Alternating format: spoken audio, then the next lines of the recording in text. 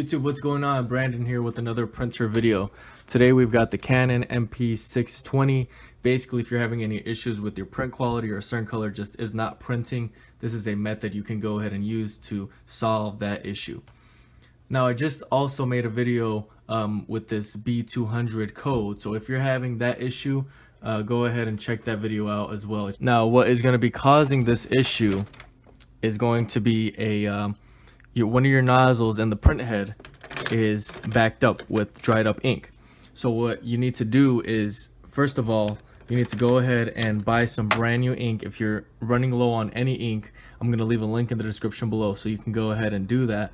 Make this project contingent upon you getting the new ink. Even if you kind of have a little bit left and you're telling yourself, well, I want to run it all the way completely dry, that is what causes the issue in the first place. So do not do that. Go ahead and buy some new ink. Okay, the next thing you're going to want to do is you're going to go ahead and just take out this print head.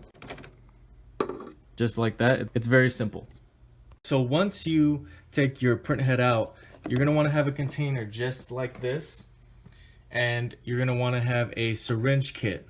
Now, I'm going to leave a link in the description below also for a syringe kit that'll help you clean out this print head here the right way. So this cleaning kit will come with cleaning solution, a syringe, and possibly some fitments depending on, usually these Canon ones will include some ones with fitments. So you're just going to go over every nozzle here. And I'm using two hands, but when you get your kit, you are going to have some fitments that fit right over these nozzles perfectly. Now I'm going to go ahead and refill because I really just want to clean this out completely.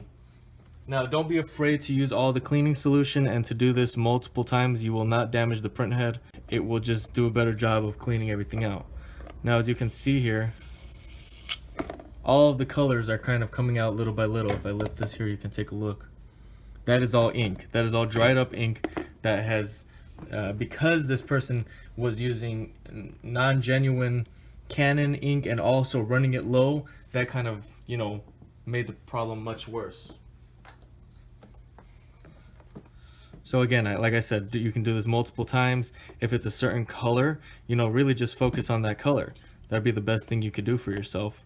And this also could potentially solve the B200 error code. I've seen that happen in the past as well. So if you're watching this still and you're one of those people that has that B200 error code, this could potentially solve it, and it's a very easy fix. You won't have to buy a new print head or anything. All right, so that's all there really is to it. Now I'm just gonna go ahead and dry it off and put it right back into the printer.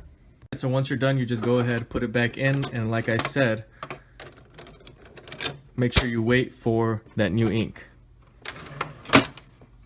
Now, if for whatever reason this does not work for you, you're still having issues, or now you have a code or whatever it might be, I'm also going to leave a link in the description below for this printer and a couple of others that use similar ink, so that you have that option as well. You can go ahead and buy a new printer. I also have my website, bestprinterstech.com. You can go ahead and shop for printers on there, and I kind of lend my advice as to which printers are the best, which printers I recommend. So go ahead and check that out as well. That's going to be in the description, and somewhere on the screen here, if you click, you'll have access to my website. Now, there are a lot of resources down in the description below. Another thing that it could be is the print head. So I'm also just, in case you want to take that route instead of buying a new printer, if that's one step behind buying a new printer is a print head, I'll also leave a link in the description below for that one as well. So there's a lot of resources down there. Just take advantage of all that, because it's really going to help you save money. I hope this video was helpful. If you have any questions at all, go ahead and comment below.